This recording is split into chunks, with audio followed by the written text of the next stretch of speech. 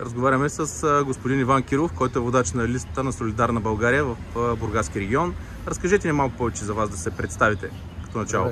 Здравейте, на 43 години съм, женен с 2 деца, дълги години транспортен работник, локомотивен машинист в Държавната железница, в Софийското метро.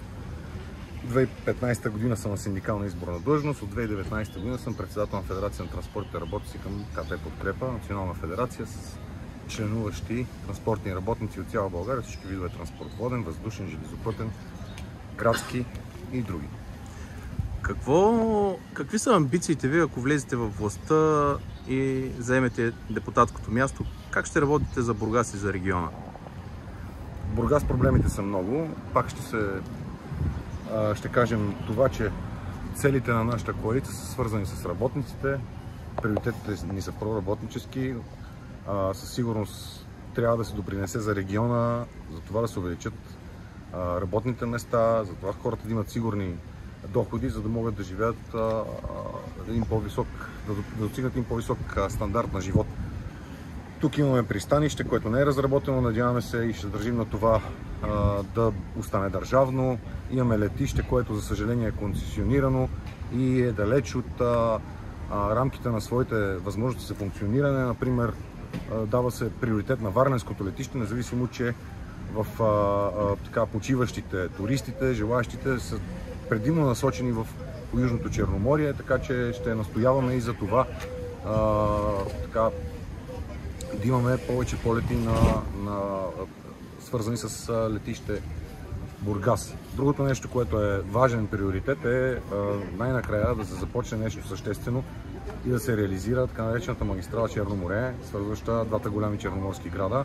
По този начин това безспорно ще доведе и до развитие на туризма в тези прекрасни черноморски региони. Като синдикален работник, вие сте наясно с проблемите на българския работник като цяло. Какво трябва да се направи? Каква е вярната посока да върви България? Ние не веднъж и два пъти сме заявявали, че за нас има два основни компонента, за да бъде повишена привлекателността на професии. За да могат хората да искат да упражняват труда си в България, съответно трябва значително да се подобрят на работните места, които се предлагат на територията и на Бургас, включително условията на труд, както и задължително трябва да се повишат доходите, защото по-настоящем ние сме далеч от средното европейско ниво, наричаме се европейци, членуваме в Европейския съюз, но всъщност реалната картинка е коренно различна и не отговаря на европейските стандарти. Има ли нужда от промяна в водената до момента политика на държавата? Безспорно. Нагледахме се назад във времето, през годините, на най-различни такива пагубни за обществото политически решения. По-настоящем последната порция, която ни беше сервирана, така наречената сглобка, не коалиция, видяхте до какво доведе. Не доведе до нищо полезно за обществото. Със сигурност има политики, които трябва да се реализират и развият, и те са коренно различни от това, което ни се предостави в близкото минало от така наречения политически елит. Знаем, че то вече се е изтъркано, българинът се умори от това да ходи на избори. Как можем да накараме гражданите да излязат и да гласуват? Да, наистина апатията е огромна. Да, наистина хората до някъде имат право да са отегчени, нямат доверие на политиците, но въпреки това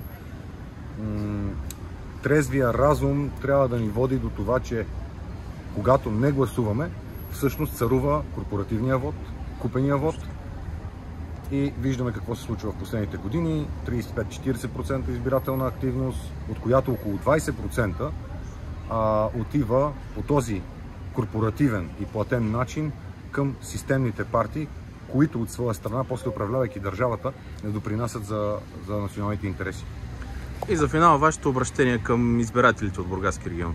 Обръщам се към всички бургазли.